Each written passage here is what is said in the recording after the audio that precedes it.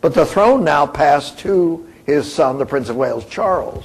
Charles was 25. He was very short, barely 5 feet tall. He was extremely shy. He stammered badly. He'd had an older brother, Henry, who had been the Prince of Wales, whom everybody assumed was going to succeed.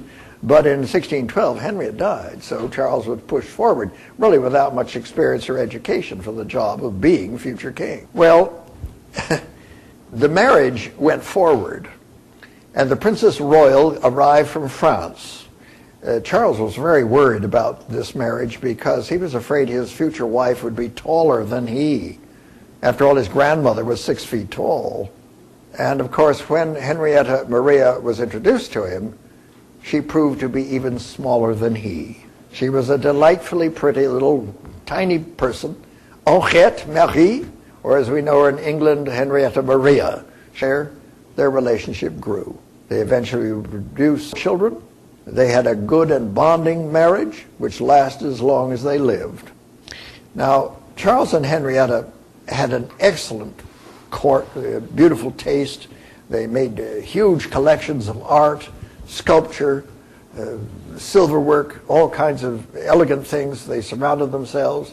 They were all musical. Their children were all taught instruments. Everybody sang, played instruments. They had concerts. Famous musicians were brought into court to perform. It was a highly cultivated court. A close family, although both the husband and wife worshiped differently, and they respected each other's religious difference.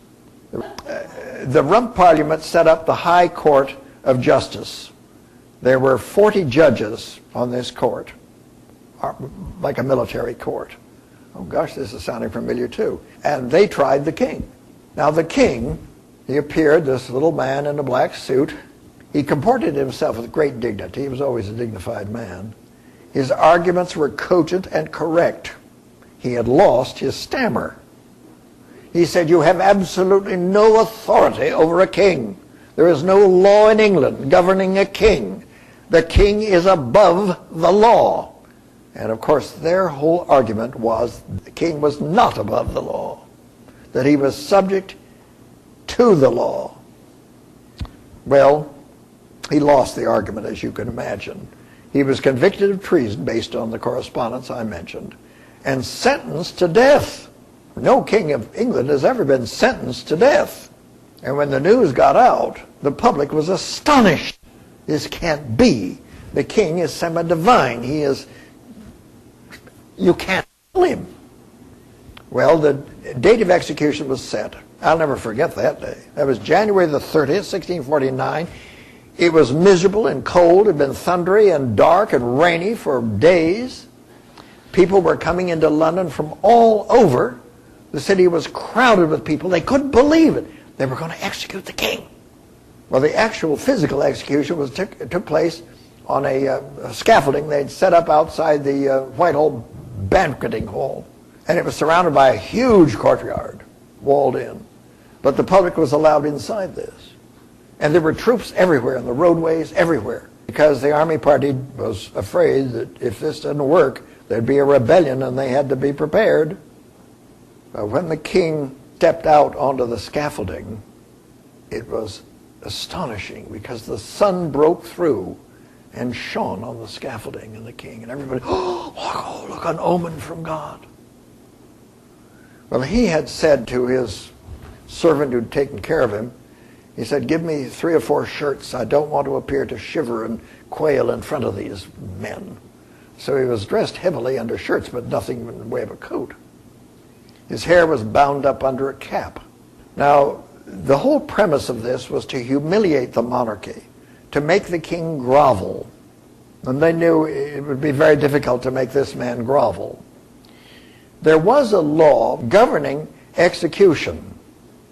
Occasionally, when a prisoner sentenced to be executed died in the cell before the execution took place, they dragged the corpse out, they put a low block down under the neck of the corpse and beheaded it. So the sentence had been carried out. Ordinarily, you knelt down in front of a chest-high block and you put your head on the block and were struck. They thought if they could get the king into this position to grovel on the floor. They put the corpse block down there, only this high. He would have to get down on the floor and crawl over. Well, as he stepped out, he saw what was going on, and he knew what was in their intentions.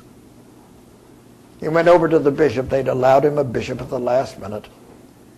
And there was a prayer. He gave the bishop his notes and things that he wanted to have delivered to his medals and so on. And then he turned to the executioner, who was Richard Brandon, but everybody thought it might have been Oliver Cromwell because he was masked. Executioners are seldom masked. But he paid him. You always pay your executioner. Please remember this when you want a clean cut. And he said, "Strike when I thrust forth my arms." And then he gracefully got down on his hands and knees, placed his head on the block, and shot forward his hands. And Brandon struck. As he raised the head, there was a huge gasp throughout the crowd. They couldn't believe it. And yet here it had happened. And I'll swear there was a thunderclap. There probably wasn't. But I remember a thunderclap. So it was terrible drama. And everybody moaned, and there was weeping, and there was wailing, and carrying on of that sort. But no movement in the crowd. Until about 15 minutes later, the head was being displayed. And the crowd began to disperse. By God, boys, we've done it! There's no uprising. We've won. And they had.